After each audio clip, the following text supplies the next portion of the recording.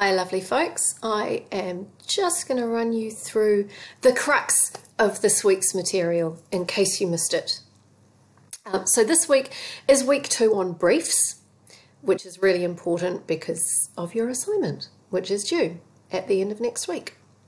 So this week we're going to pick up where we left off. Last week we talked about what the brief is as a document, what its purpose is, and looked at a few of the players that may be involved in writing that brief. This week we're going to pick up more on who does what and why. So let's take a look. So to refresh your memories, we know that the brief means different things to different people. Yeah? So it means something to the client. We'll look at that in a moment. It means something to the account manager at the agency. It means slightly different things to the account planner and to the strategist at the agency. The media buyer needs to know what they need to go and buy, what space they need and where they're going to put those ads. And the creatives use the brief as a roadmap. So if any of you have watched Mad Men, you'll know that a lot of these roles are elaborated on in that TV series. It's a good watch. If you haven't seen it, track it down. Okay. So a really good brief makes sure that this doesn't happen.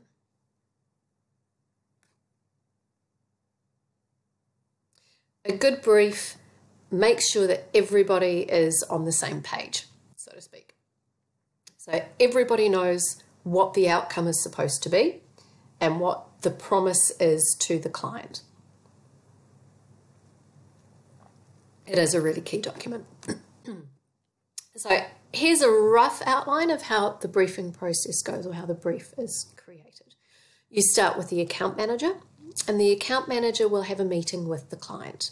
They'll have a chat about what the client needs, what the client wants, and who the audience is. They'll find out a bit about the business. They may already know this. It might be a long-standing client. Okay? So they'll gather all that information from the client, and then they'll take it back to the agency. So this stage here, they'll take it back to the agency and they'll speak to the strategist. Maybe there's a project manager, but they'll talk to the strategist, they'll talk to the account planners, and those two groups will go off and do their own thing and then bring the information that they found back, which will then become part of the brief as well. Then you go back to the client with that document for them to sign off. At that point, they may have some changes, in which case that's fine, those changes are made. Yep. If they have no changes, it gets signed off and approved, and at that point it goes to the creative team to get started on the work. Yeah. So it can be quite a long drawn out process, or it can be really simple. It depends on the client, it depends on what they need, and it depends on a sense of urgency around that. So what do all these different groups do to contribute to the brief? And I want you to bear this in mind when you're writing your own brief for Penguin. So in that instance, Penguin is your client and you have some information from them that they have supplied to you. Okay? So what's the brief all about as far as the client is concerned? So as far as they're concerned, the brief is an agreement between them or their brand and the agency. It sets out what the client wants to happen, and it guides the creatives along a path to deliver that. Okay, so it's an agreement. And if you are a creative and you're given a brief and you work on it and you don't come up with the solution that fits with that brief, your client is not going to be happy. Okay. So the client signs that brief off before any creative work can begin. You do not start working on a brief until it has been signed off by the client, because if you do, you're wasting your time. And the client will also measure the creative solutions or the ads against the brief that they have signed off. So that's the point at which you go back in, or the account manager goes back in and presents your ideas to the client, and they will look at those ideas against what the brief has asked for. And then they'll come back with changes and you'll cry. No. So when you are writing your brief for Penguin, think really carefully about what the important things are for Penguin. What is it that they want to come out of these ads that are going to be produced to encourage young people to read? Yeah? You'll go away and think about that. Okay, then you've got your account manager. An account manager is a great role if you're a real people person. It's about having a relationship with the client and being the go-between. So it's your job to speak for the client in agency meetings, and it's also your job to speak for the agency when you are interacting with the client. Okay? So that's the job. You're the go-between for the client and the agency.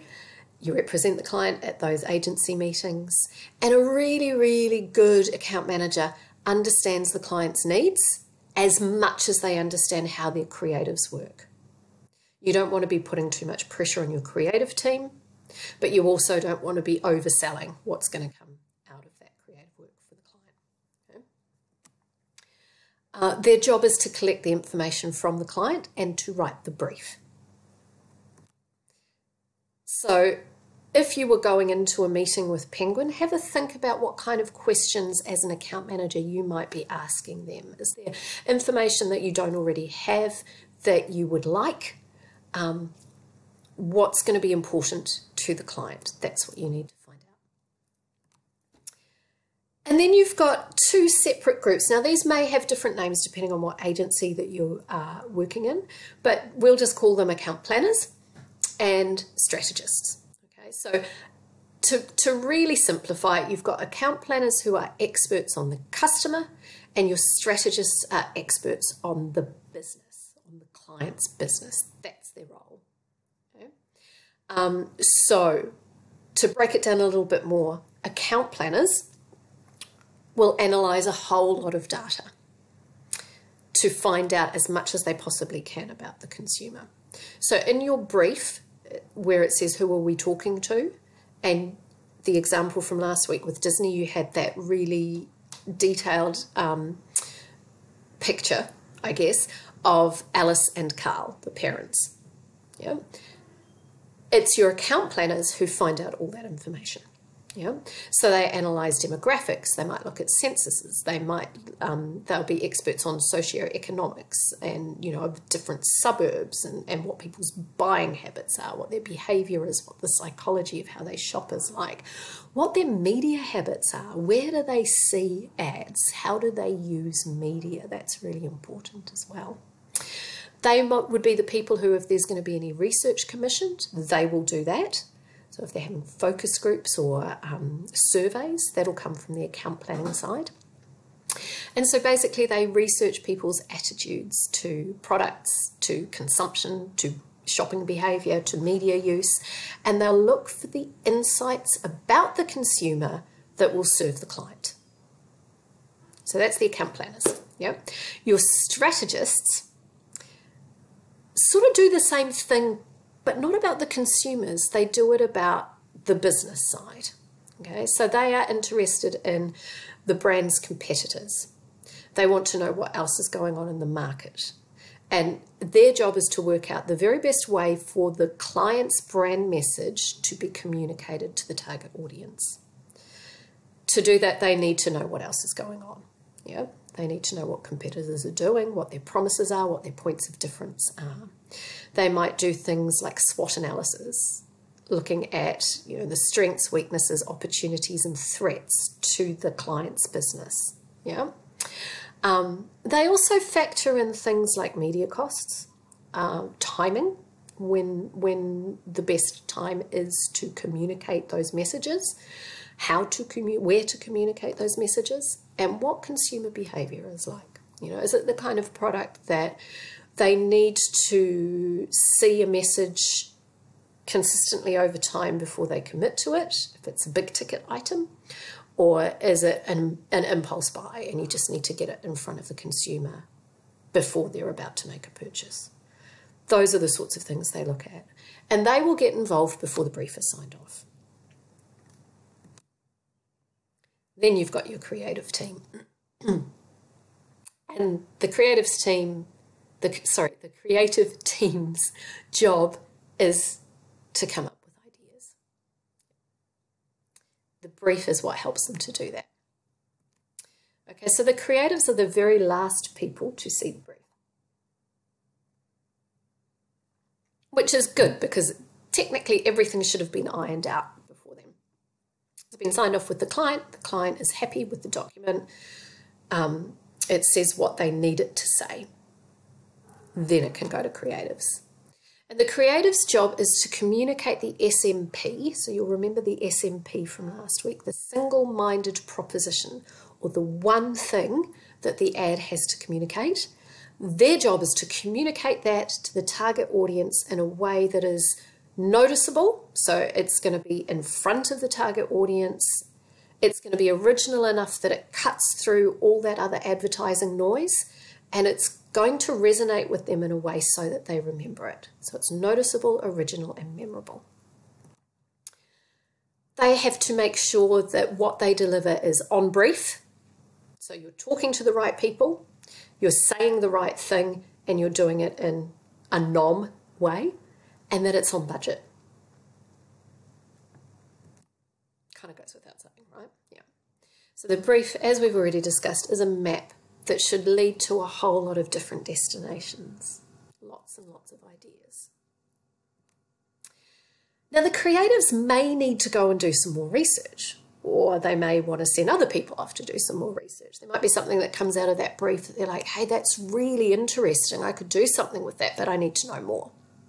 So they might do that research themselves, or they might go back to the account planners if it's to do with the consumer. They might go back to the strategists if it's to do with the business problem or the market, and ask them to do some more research for them.